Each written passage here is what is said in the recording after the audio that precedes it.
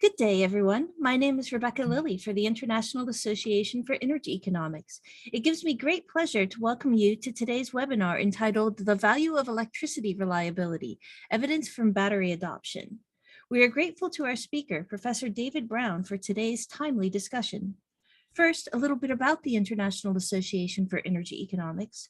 We are the largest association specializing in the field of energy economics and provide a forum for the exchange of ideas, experience, and issues among professionals interested in the field.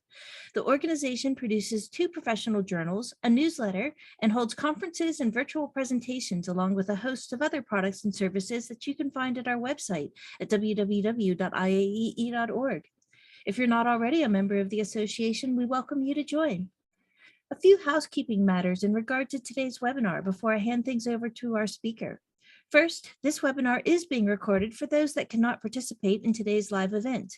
If you have questions for our speaker, please click the Q&A button at the bottom of the Zoom window and type your question. We've allocated time at the end of the webinar to read and answer them. And now I would like to introduce you to our speaker, Professor David Brown, Associate Professor at the University of Alberta's School of Economics. He holds a Canada Research Chair in Energy Economics and is president of the Canadian Association for Energy Economics. David, over to you. Great, thank you very much. Yeah, I appreciate you all for joining today. I know we have pretty saturated Zoom overload, so I definitely appreciate you taking the time to listen to my talk today. So as Rebecca mentioned, I'm going to give a talk today on the value of electricity reliability, evidence from battery adoption. And I'm going to target theoretically 35 minutes, and then leave time for Q&A at the end. So this is joint work with Lucia at University of Calgary. And this is a work in progress. We're pretty far along, but we are refining some last results. So please, any comments, questions you have, we really appreciate it because we'll definitely incorporate it into our talk. Okay, so let me motivate and talk about where we are here. So, if you've been paying attention to the news and since you're on this webinar, you are pretty well aware that blackouts, electricity power outages are increasing. So in this figure to the right, this shows in the United States, the number of reported electricity disturbances over the last 20 years. And you can pretty quickly see that over the last decade, there's a pretty sizable increase in the count of outages. What's not captured in this figure is the intensity of outages are also increasing, right? So we're looking at these large economic and social damages associated with power outages. And I see some of you are from Texas, and as you remember pretty, not fondly, in February 2021, Texas experienced these devastating outages from Winter Storm Uri that left more than 3 million people on power outages for days at a time. And these power outages were really intense. This resulted in the estimates vary dependent upon the source, but over 200 deaths have been attributed to these power outages. And we're talking about a really massive loss of financial, economic, and social activity, right? So these estimates have been up to $4 billion by the Dallas Fed, with $430 million annually for just trying to prevent future power outages. And I've seen people argue that these numbers are actually fairly conservative numbers. So the focus of my talk is not on the Texas power outages, it's on the California power outages. So there's a growing number of large and deadly electric infrastructure-induced wildfires. So in this figure to the right, it shows this was, I think, 2021 was when this was created. Power lines have been attributed to starting the biggest and most destructive wildfires in California. So, and these wildfires are increasing in intensity as extreme weather becomes more common, it's more drought prone, etc. So in California, if you live there, you're very well aware that these wildfires are very damaging. So what ended up happening, starting in 2012 in San Diego, so San Diego Gas and Electric, they started to institute these public safety power shutoffs. So effectively what it is a preemptive measure to avoid electric infrastructure-induced wildfires. So, you're talking about vegetation hitting power lines, causing sparks, going to the very drought and dry grass underneath and starting these wildfires. Utilities in California face these unique liability for wildfire damages, and it's because of this clause called inverse condemnation. So effectively, if a wildfire is shown to be caused by utility infrastructure, they're liable for those damages, the resulting damages. So as I've already mentioned, these PSPS events are basically trying to prevent these wildfires. So what they'll do is they'll de-energize different circuits on the grid to prevent these wildfires. The California Public Utility Commission, so this started back in 2012. There weren't that many, but the CPUC permitted expanded use starting in 2018. And naturally, as you can imagine, these utilities are subject to the liabilities from these wildfires.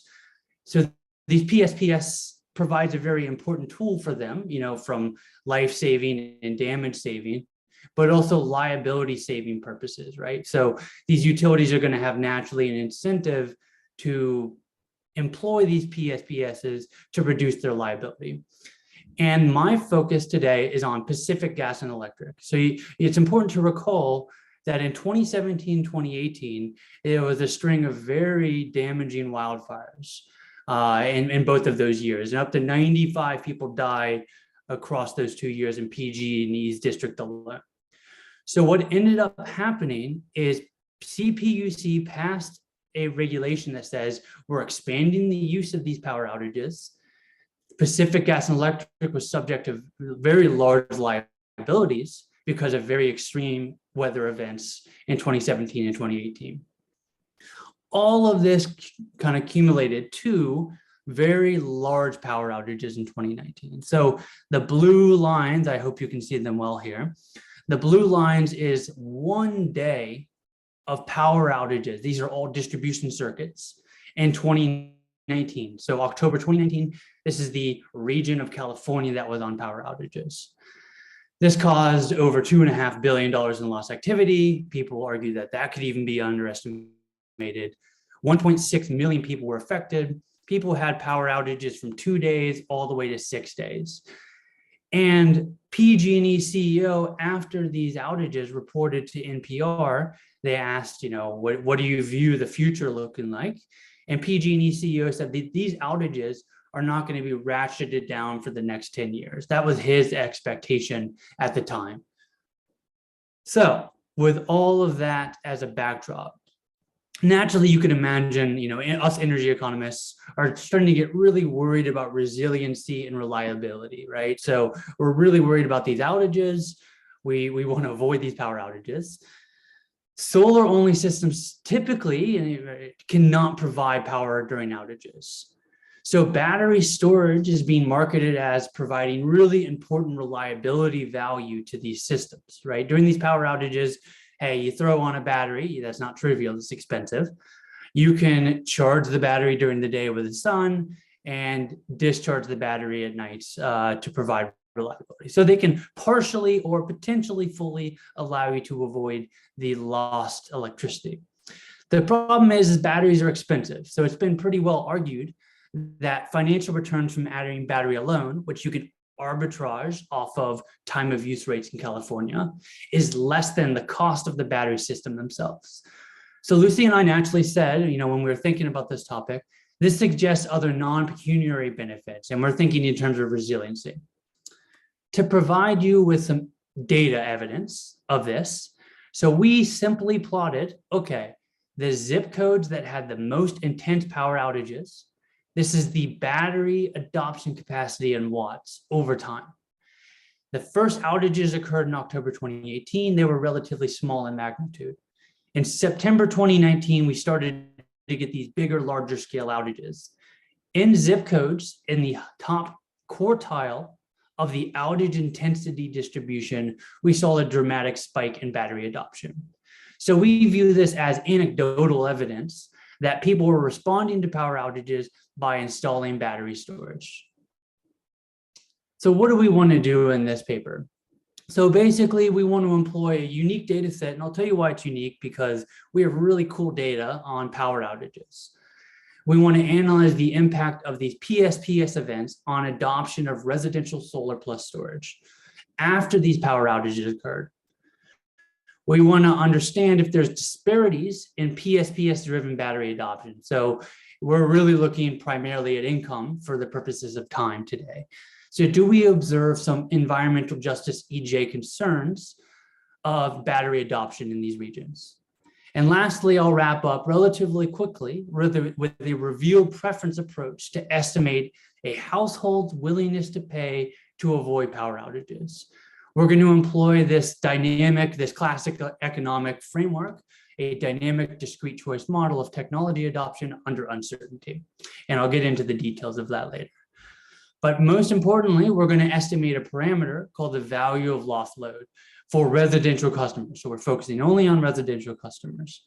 So we're thinking about this as, you're building this battery, you're investing in all this money, it's pretty darn expensive, in part to avoid the future damages of power outages. We can utilize that fact to elicit something about the willingness to pay to avoid power outages.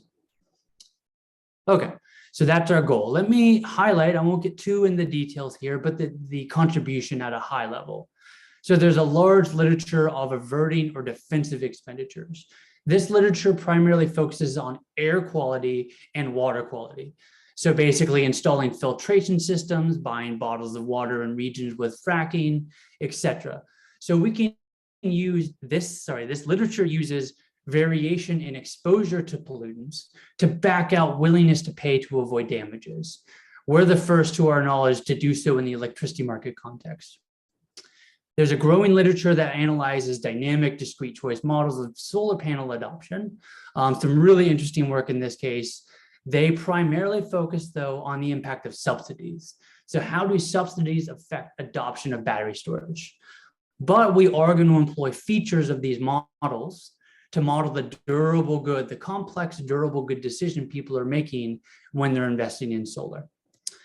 And we're going to contribute to the energy and environmental justice literature. So there's a big growing concern about inequities in the adoption of energy technologies. So electric vehicles, rooftop solar panel, energy efficiency, even battery storage, right? So there are these concerns that higher income people are going to adopt these technologies, lower income people are going to be left behind, bearing this disproportionate burden of the consequences of climate change.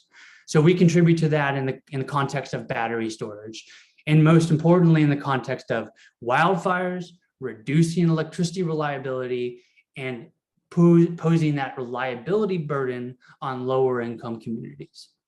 So we're the first ones to do that, I think, to the best of my knowledge. And what I think we're probably the most excited about as kind of being electricity market nerds is we look at this unique opportunity to estimate the willingness to pay to avoid outages. As I mentioned, it's this value of lost load. Value of lost load is a really key market design parameter. So in a lot of electricity market settings, we worry a lot about this value of lost load parameter. It's really important in setting reliability standards. So, you think about, you're going to build all this infrastructure costing billions and billions of dollars. You could build a really darn reliable electricity grid, but it's going to be really expensive. So you got to evaluate the relative trade-offs of costs and benefits. Well, the benefit side, you have to understand the willingness to pay to avoid outages to be able to say something effective about the benefits. Some other additional features: determination of wholesale price caps. VOLL is a really key component of that. Is we're going to kind of cap prices to avoid these extreme price spikes from political perspective, even though economists argue that the price cap should be higher. Well, those price caps are in part set by value of lost load estimates. And lastly, customer curtailment decisions. What customers should we curtail first? It's getting a little more available nowadays. There has been argument that should be done based upon VOLL. The downfall with the current literature, and again, there's some really good studies on VOLL estimates, but these studies primarily focus on stated preference surveys or backing out estimates based upon observed damages. So we are, to the best of our knowledge, the first people to use a reveal preference. So like using observed purchase decisions to say something about the value of lost load. This literature, the prior literature, finds numbers from $150 all the way to $75,000 per megawatt hour. So we're hoping to provide a more refined estimate to contribute to this literature. Okay, keeping rolling. So what are we doing? So we're going to focus on Pacific Gas and Electric. We have zip code level data on rooftop solar and battery storage adoption for residential customers. We complement this, and this is really cool data, distribution feeder level data on PSPS outages. So this is time-stamped. It includes the number of customers affected by type and outage duration. So we know the exact distribution line that was on power outage. We couple this with Pacific Gas and Electric's geospatial distribution system. So for another proceeding, the PG&E and actually all IO investor-owned utilities in California post geospatial maps of their distribution grids. So what that allows us to do, it's really cool because we can tell to a very granular level, the power outage occurred here, and I'll show you a map in a little bit.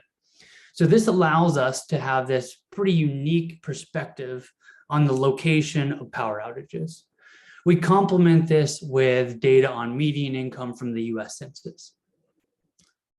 Okay, so a little more, a quick overview of PSPS events. So these outage events occurred at the distribution feeder level. PG&E uses weather forecast models to forecast where we're going to have dry and windy conditions, where power outage induced wildfires are most likely. And effectively what they do is they run these models and then they say this part of the grid is dangerous, right? So we're going to de-energize these circuits, notify customers as far in advance as we can, typically a day in advance, and we're going to de-energize those circuits. To provide you perspective, looking at the SAIDI, so very elegant acronym, this is a measure of the intensity of power outages all over California. So we're going to look at a granular level, but this gives you some perspective. From 2013 to 2017, the annual average is 179. In 2018 and 2019, there was a 326% increase in the interrupted minutes per year divided by the number of customers. So we're talking, even looking at the state level, like abstracting from the granular level, we see this massive explosion in power outages. This table below shows the start date of each individual PSPS outage between 2018 and 2019, which is where we're primarily focused on.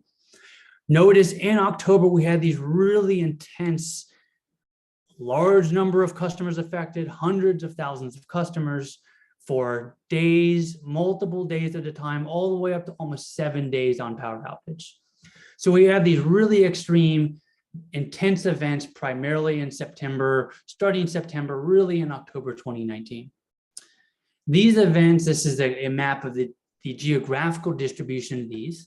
This is PSPS outage intensity across PG&E's network.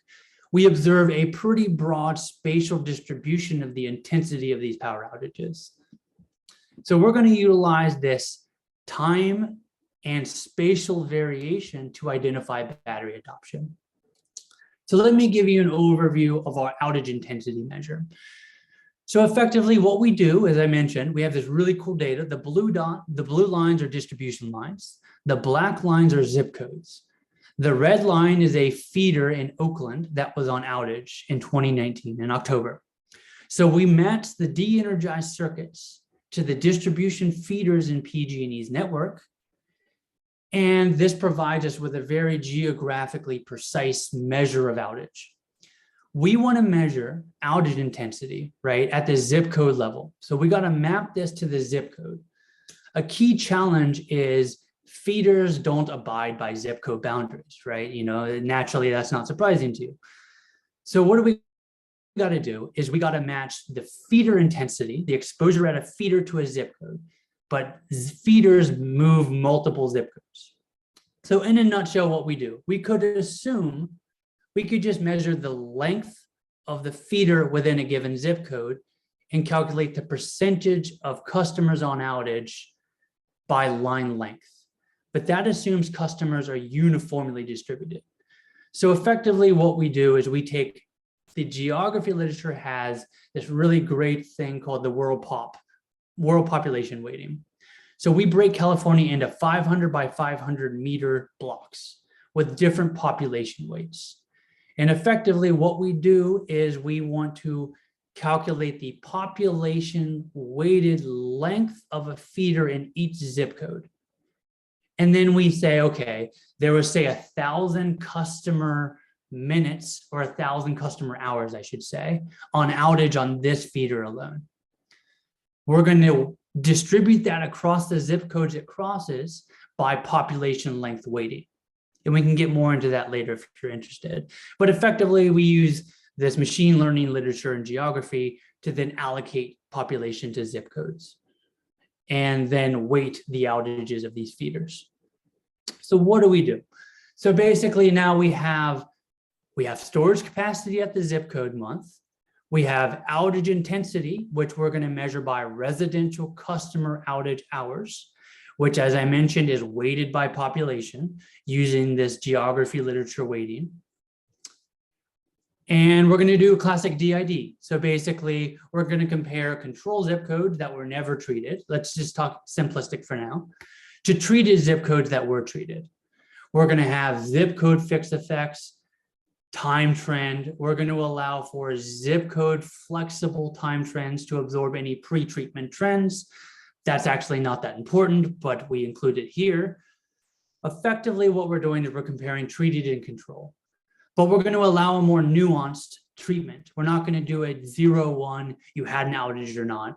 We're going to actually measure outage intensity to do the difference in different frameworks. So a classic economic reduced form framework to get a causal type of an estimate on the outage intensity effects. In addition, we're doing it in an event study. So we're including lags up to 12 months prior and leads 12 months prior and lags up to 8 months in advance.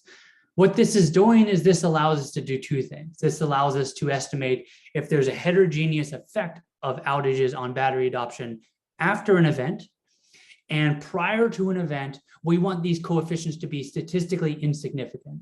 And what that's going to do is that's going to allow us to show that prior to an event, the treated and controlled counties were no different in battery adoption. And let me jump right to the results. That's effectively what we find. So what is this? This is the classic difference in difference event study graph. The left-hand side, we find there's no statistically significant effect, which helps defend the pre-treatment trends, which is critical for a difference in difference model. Post-treatment, though, if you were in a treated zip code, if you're in a treated zip code, we observe a dramatic increase in battery adoption. And the scale is a bit wacky because our outage intensity measure can be quite large. But effectively what we do is we see a relatively delayed effect for the first couple months, and then 3 to 5 months, we see a dramatic increase in zip codes that had outages. So this is consistent with I experience an outage, I call an installer, they give me a quote, I shop around, and eventually I get a quote in hand. I then submit my permit to install solar plus storage. And that was 3 months after I experienced this power outage. We observe a 1 standard deviation increase in outage intensity results in a 32% increase in average monthly storage capacity in months 3 to 5. It's 11% in months 0 to 2. The full sample counterfactual. So what do? We want to ask the question, we use our model to say, if the outages never occurred, how much battery adoption would have occurred in the treated counties?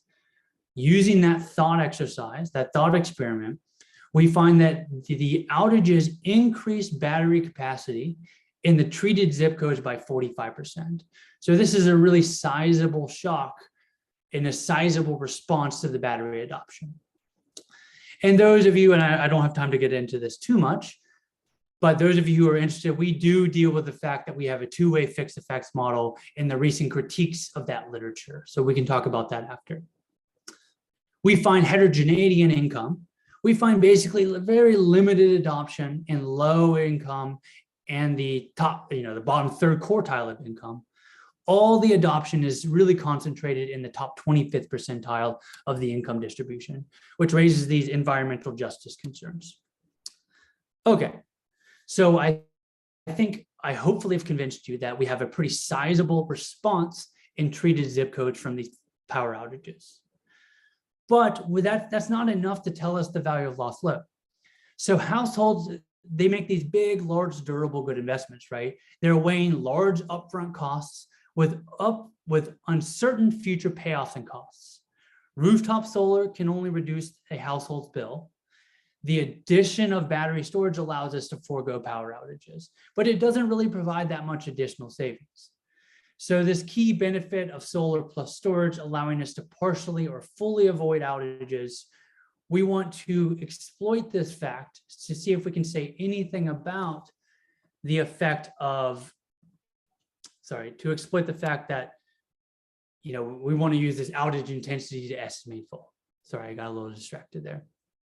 Okay, so what do? I'm not going to get too in the weeds on the model, but effectively we want to model this durable goods decision. A household can do nothing, they can adopt solar, or they can adopt solar plus storage.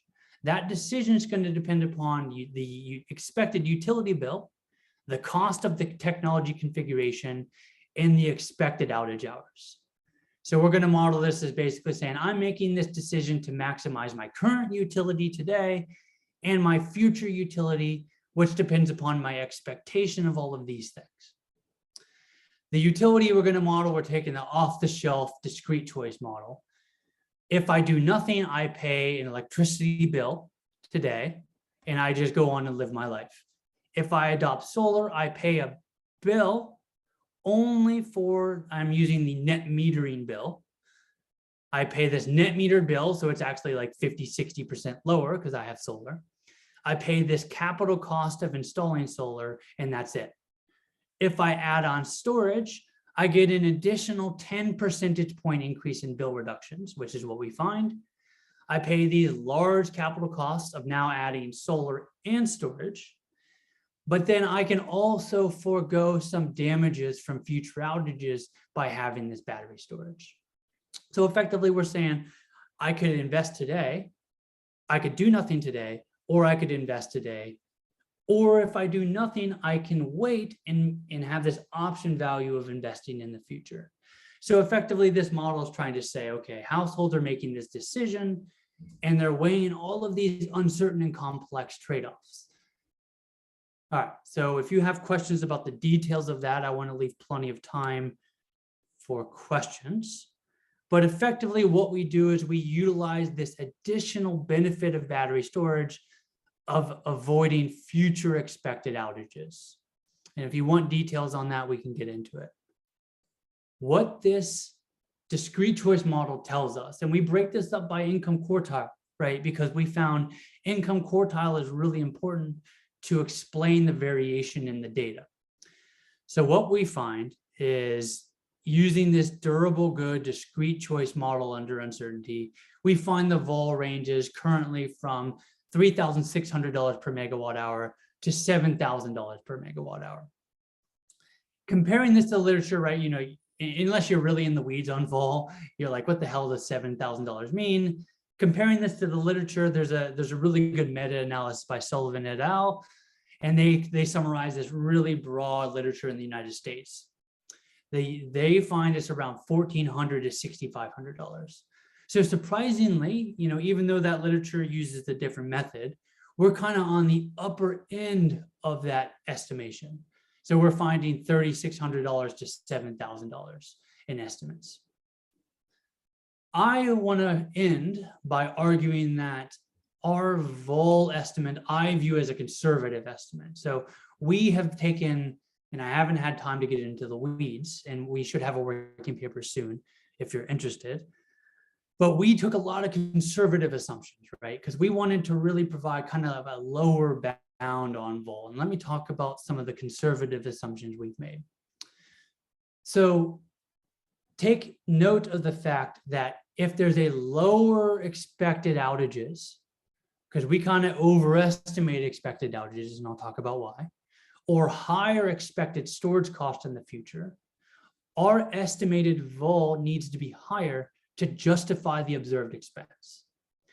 So with that observation in your mind, what we did is we took conservative assumptions on expected outages, so pessimistic assumptions, and conservatively low assumptions on the cost of storage. So we're getting these lower bound estimates on VOLL. So let's start with beliefs. So we use semi-pessimistic beliefs on expectations on future outages. So how did we do that? At the zip code level, we modeled outage expectations as an AR1 process, so kind of a random walk with drift that determined past outages. So basically what we did was your experience in the past on your exposure of the outages you've incurred over the last 12 months forms your beliefs about the future.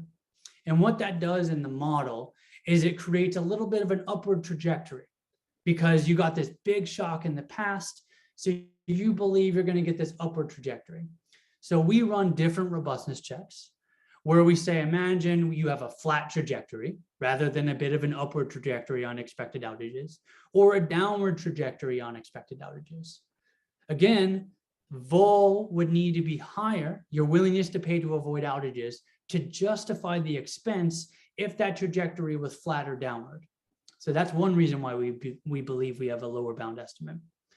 And then in addition, we took a conservative estimate because we don't actually observe battery subsidies at the household level or at the system level. So we use the self-generation incentive program subsidy program and used the average subsidy that people get from the SGIP to downward estimate the battery costs. Well, there's no guarantee that everyone's getting the subsidy. So we've actually started to, and we haven't finished, unfortunately, a robustness check that says, imagine no one gets the subsidy. So we're taking the other extreme, right, to get this other extreme on that assumption, rather than everyone getting these storage subsidies. The third reason why we view this as a lower bound estimate is if you read the news reports back in 2018, 2019, a lot of people were going out and buying diesel generators. We unfortunately don't have data on diesel generator adoption at the zip code level. So effectively, these people show up in our data as no adoption, right?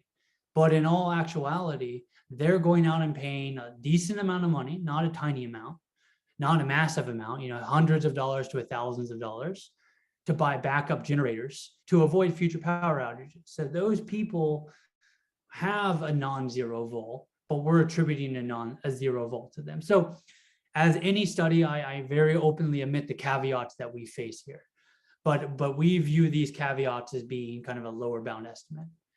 We're running these robustness now. So admittedly, these are preliminary, but we're finding estimates from $5,000 to $30,000. That $30,000 estimate really is basically I kind of view that as a really upper bound. That's a really extreme on the other extreme. On a pessimistic is what we're taking, and the optimistic is kind of the upper bound. Okay.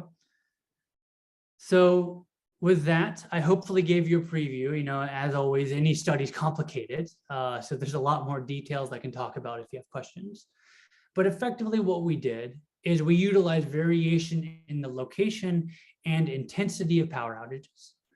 We use this unique data that allows us to do a decent job of pinpointing outages to zip codes. There's some complexities with that, but we do a decent job of pinpointing outages. We find these PSPS events led to a sizable increase in battery adoption. Our reduced form DID framework says that our main specification is a 45% increase in battery adoption in these treated zip codes. We find income disparities in PSPS-driven adoption. This continues to raise the growing concerns in this literature of the inequitable burden of power outages. So these disparities in emerging technology adoption by the characteristics of zip codes and census tracts. We obtained kind of one of the, if not the first, revealed preference estimate of VOLL, providing a complement to a lot of these macro models, stated preference survey estimates of VOLL. And we find it ranges from $3,600 to $7,000, with, again, the understanding that this is a static measure of the willingness to pay to avoid power outages, which we can talk about as well. And we take conservative assumptions to make sure that we're being conservative in our estimate of VOLL. Okay, so 35 minutes was my target. I think I did that on the dot. So thank you for your attention. I will take your questions. So what would this VOLL mean for capacity markets? How can we incent them to have a higher cone prices to get closer to VOLL? Okay, so Karina, so you mentioned, how do we think about this in capacity markets? Yeah, so that's complicated. It depends on the jurisdiction. So if you're using VOLL to estimate the trade-offs, and again, remember, this VOLL is only residential customers. So we got to recognize that commercial and industrial customers are out there as well, right? So people tend to believe commercial and industrial customers have a higher estimate of VOLL, which I think is a pretty reasonable assumption. So caveating that this is only a residential customer estimate.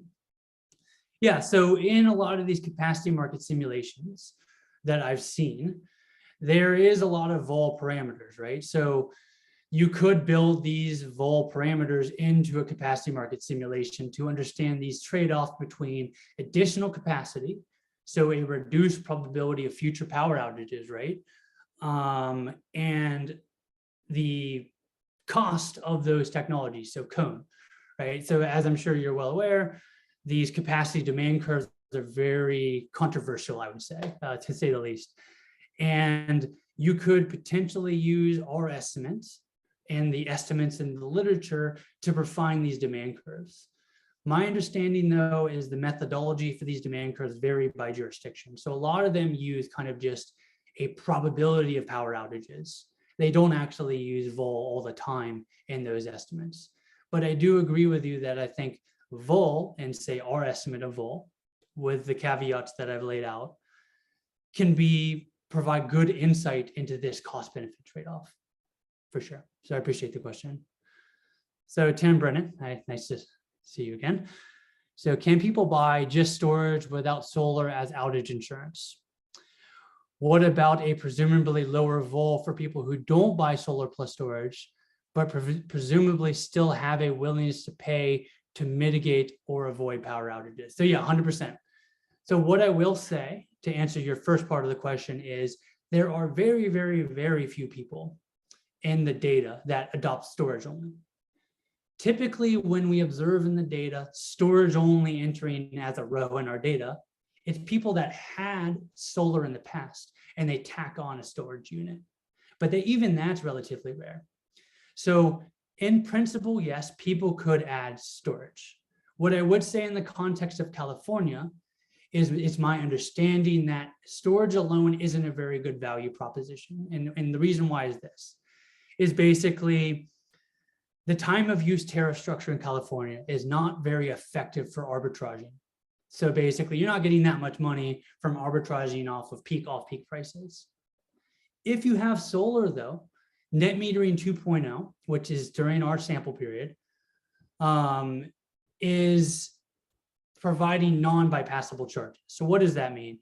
That means basically if you're extracting electricity from the grid, you're incurring transmission and distribution costs that you cannot offset with excess solar generation. So in a nutshell, what it does is basically it provides you as a person with solar a strong incentive to avoid pulling energy from the electricity grid when you're not generating solar. So this creates this natural incentive to reduce non-bypassable charges by charging the battery with your solar panels during the day and discharging them as the sun sets during these peak time of use price hours and when you would normally be incurring these non-bypassable charges. Okay, now your second part, lower VOLL for people who don't buy solar storage, 100%. So that's another caveat to what we're finding. All we're doing here, and I say all lightly, because I think what we're doing is pretty interesting in a unique way of saying something about VOLL. But you're 100% right that the people who don't buy these technologies don't have a VOLL of 0, right? It's just maybe they're renters. They just you have that classic renter owner paradox. They can't buy solar and storage. They face financial constraints. They can't go out and get a loan because their credit rating is not, high enough, et cetera. So all of those people have VOLL. And unfortunately, with our method, even though I think it says something interesting, we can't crack the nut on those people that are not able to buy solar plus storage. What I would say, though, is we do adjust the population in our model by both single family homes, that's one run of the model, and percentage of households that are homeowners. So what that does is that correctly weights, it helps weight the zip codes by the population we think would be buying this technology. But I take your point. All right, so Tim Fitzgerald, is it possible that uncertainty about future outages is another factor why your VOLL is a lower bound? If customers are at all risk averse and unsure of whether and for how long PG&E will curtail distribution, then your estimates ignoring that would be potentially low. So what I would say is what we do is we take the outage you've experienced in the last 12 months, and we use this AR1 process, which is common in this literature, to say, okay, I'm going to use my past experiences, my past exposure to say something about the future. So the outage expectation in our main specification is I'm going to use my past experiences with uncertainty, because it's an AR1 process. We are building uncertainty into the future. What we are not doing is building in risk aversion. So as you said, Tim, that would also add in this risk premium in expectation of, I don't want that uncertainty. Not only do I not like outages, I also don't like uncertainty of being exposed to outages. You're absolutely right. We are currently trying, because these models are hard to run, admittedly, we are currently trying to build in risk aversion. And what I will say is you're right. You build in risk aversion, you're getting VOLL estimates that are higher. Not dramatically higher, actually, from what we're finding using common risk aversion parameters, but you're absolutely right that we do get a higher VOLL estimate. Okay, Mohammed, you asked the question. So resilience is usually used to refer to events with high impact and low probability. How can we quantify the economic aspects of resilience improvements without knowing the probability of events? VOLL, which is a reliability index, uses probability. How VOLL can be used to quantify the economic effect. How can VOLL be used for quantifying the economic effects of high impact, low probability events? So you're asking an incredibly important and challenging question. What I would say is, there's some great engineers out there who build these really sophisticated models to answer your question, right? So what they do is they model tail events, low probability, high economic damage events. So they build these really sophisticated engineering models to give us some insight into the damages of these things, right? Well, those models give you the structural framework to start to say things about what you're asking. What those models, though, have to use is a VOLL parameter, right? So they have to say, okay, we have a lot of uncertainty, high risk, low probability, right-tailed events. We want to model that in a sophisticated way. But to get a reliable answer that spits out of those models, the penalty factor that is built into those models is based on VOLL. And something that they admit, everyone admits in those models, is the penalty factor on VOLL is hard, right? Like what the heck is that number? So what I hope to provide, and one of our big goals, is some insight into the penalty factor you could put into these sophisticated models. So our study cannot model these events in the way that I think you're referring to, but I do hope that our model can have insight into these parameters that build into those models. Okay, so Tim Mount. So hospitals typically have backup generators. Have you any thoughts about community backup storage versus individual customer batteries? Yeah, so this is really important. So We are focusing on residential customers, 100%. We do not look at commercial and industrial, which hospitals, I think, would fall into that category, and they do in the data set. So we do have that data. I would imagine that these hospitals, commercial and industrial, et cetera, are going to have higher VOLL, right? Especially hospitals. These power outages. I mean, there's anecdotes in California of horrible anecdotes of people dying from these PSPS events. So what they did is they instituted this self-generation incentive program. So I actually have another paper that focuses on this in energy policy, on actually what you're talking about, Tim, hospitals and these types of things, to look at adoption of battery storage in that context. So in a nutshell, what I would answer your question, they're going to have a higher VOLL.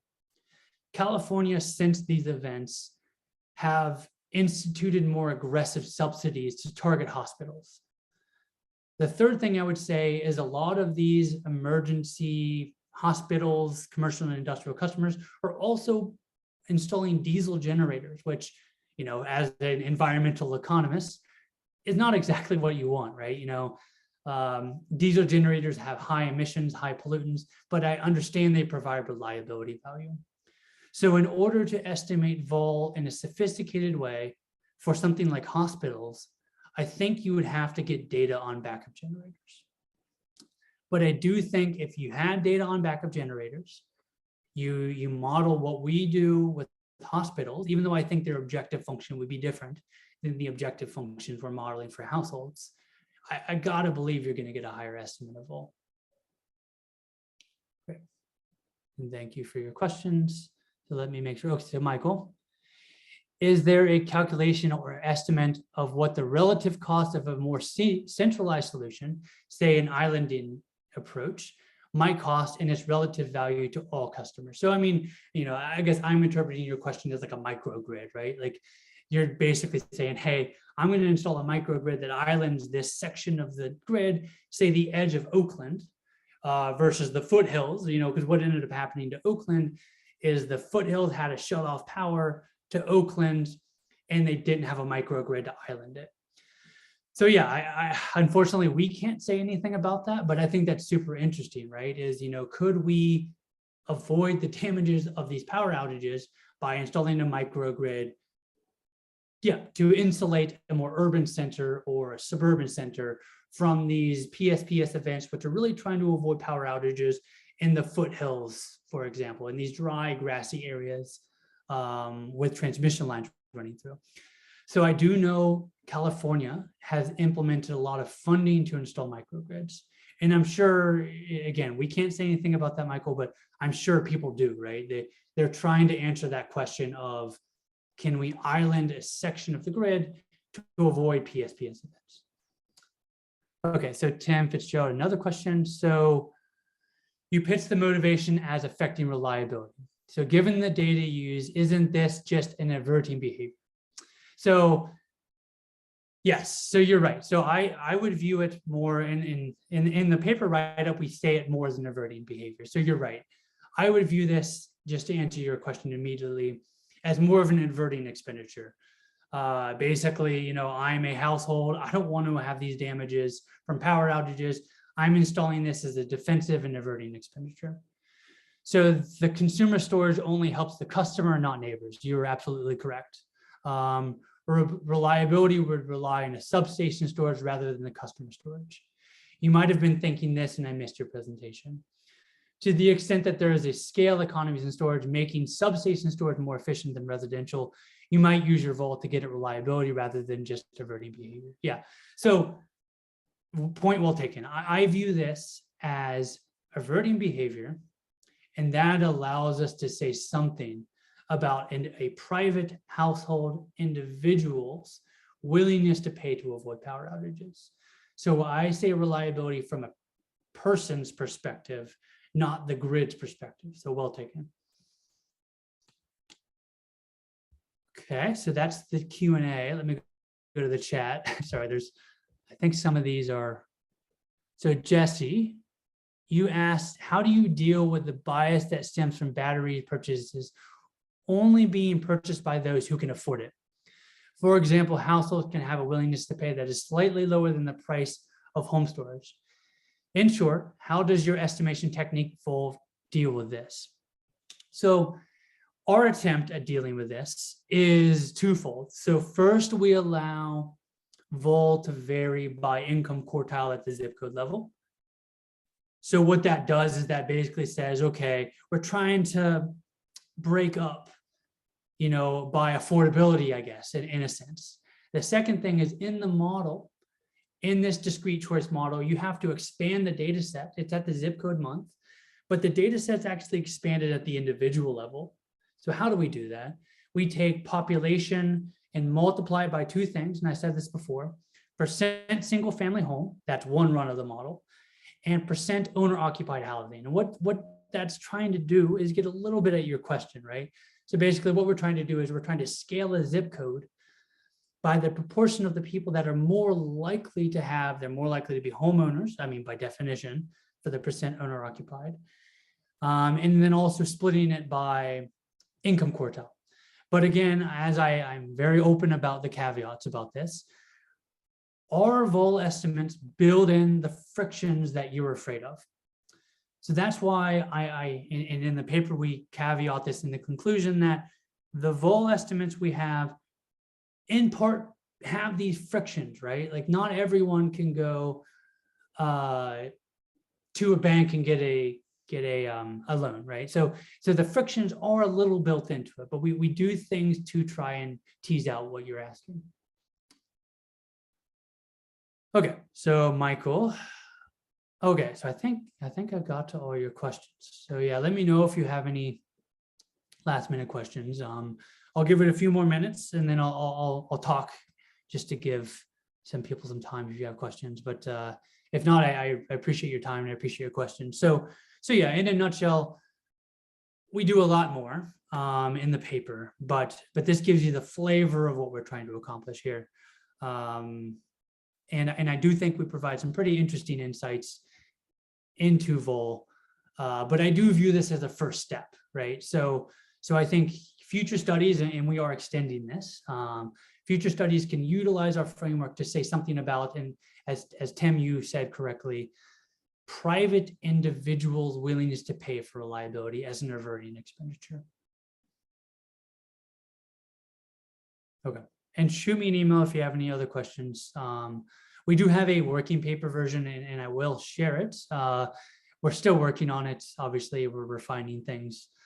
Yeah. Okay, so if no other questions, again, thank you for your time. I know we all have webinar overload, so I appreciate it. And Rebecca, I'll pass it off to you. IAEE wishes to thank David Brown for an outstanding webinar. This webinar will be available on IAEE's website for a future download. If you're not a member of IAEE, we encourage you to join by visiting www.iaee.org. We thank you for attending, and I officially close this webinar.